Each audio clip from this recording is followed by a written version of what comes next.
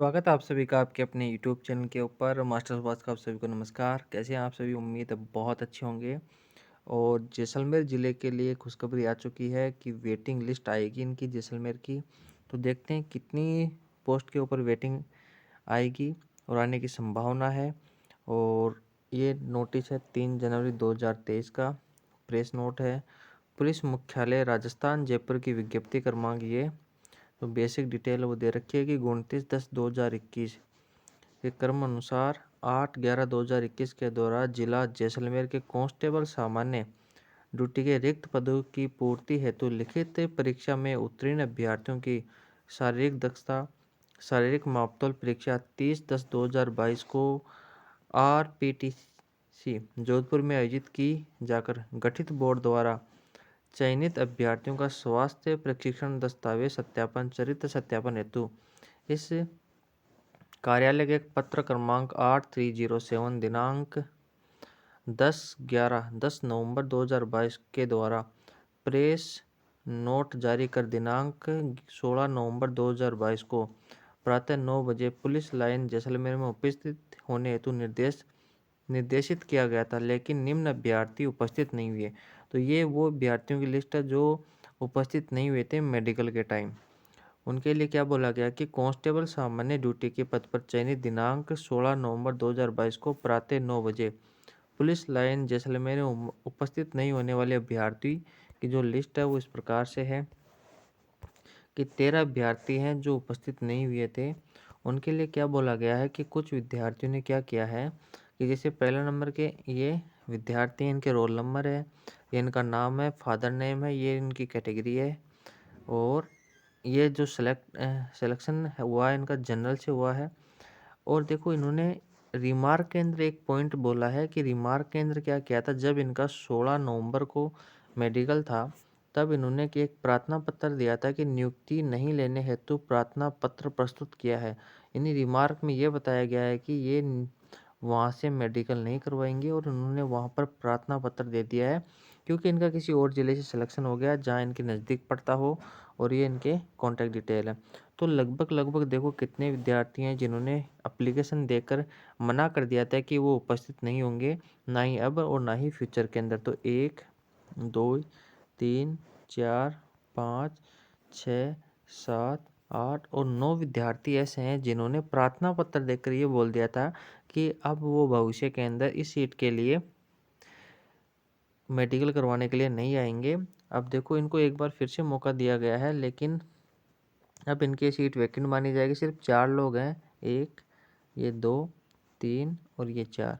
इन 4 ने प्रार्थना पत्र नहीं दिया, तो इनको एक बार फिर से मौका दिया गया है कि अगर वो अब भी स्वास्थ्य प्रशिक्षण करवाना चाहते हैं अपना तो आ सकते हैं। और आगे बताया गया है कि उपरोक्त अभ्यर्थियों को भर्ती प्रक्रिया के अग्रिम चरण में स्वास्थ्य प्रशिक्षण दस्तावेज सत्यापन चरित्र सत्यापन हेतु अंतिम अवसर प्रदान किया जाकर निर्देशित किया जाता है कि वह दिनांक 10 जनवरी 2023 को प्रातः 10 बजे कार्यालय पुलिस अधीक्षक जिला जैसलमेर में उपस्थित होना सुनिश्चित करे। निर्धारित दिनांक एवं समय पर उपस्थित नहीं होने पर यह मानते हुए कि आप उक्त पद पर नियुक्ति हेतु इच्छुक नहीं है, चयन सूची से आपका नाम पृथक करने की कार्रवाई की जाएगी और चयनित अभ्यर्थी को उक्त प्रयोजनार्थ उपस्थित होने पर किसी भी प्रकार का यात्रा भत्ता नहीं देगा होगा। यानी इसके अलावा अगर कोई विद्यार्थी आता है अपना मेडिकल करवाने के लिए तो किसी प्रकार का उसको भत्ता नहीं दिया जाएगा। और अगर कोई उपस्थित होता है तो उसको मूल दस्तावेज लेके आने हैं। शैक्षणिक 10वीं और 12वीं की मार्कशीट, जाति प्रमाण पत्र, मूल निवास जन्म तिथि प्रमाण पत्र। ये वो होता है कि अगर आपके 10th की मार्कशीट के अंदर आपकी डेट ऑफ बर्थ नहीं है तो आपका ये जन्म तिथि प्रमाण पत्र आपको प्रस्तुत करना होगा जिसमें आपकी जन्म डेट हो। अंतिम शिक्षा ग्रहण करने वाले शैक्षणिक स्थान से चरित्र सत्यापन आपको साथ में लेके जाना है अगर आप वो करवाना चाहते हो तो। साथ ही में कुछ बेसिक और आपको विवाह पंजीयन प्रमाण पत्र अगर आप हैं विवाहित तो 2 राजपत्रित अधिकारियों द्वारा चरित्र प्रमाण पत्र जो 6 माह से ज़्यादा पुराना नहीं होना चाहिए। साथ ही वो आपके रिश्तेदार नहीं होने चाहिए। 2 फोटो पहचान पत्र आपको लेके जाने हैं। अगर ईडब्ल्यूएस कैटेगरी से आप हैं तो आपको 20 और 21 का आय प्रमाण पत्र साथ लेके जाना है।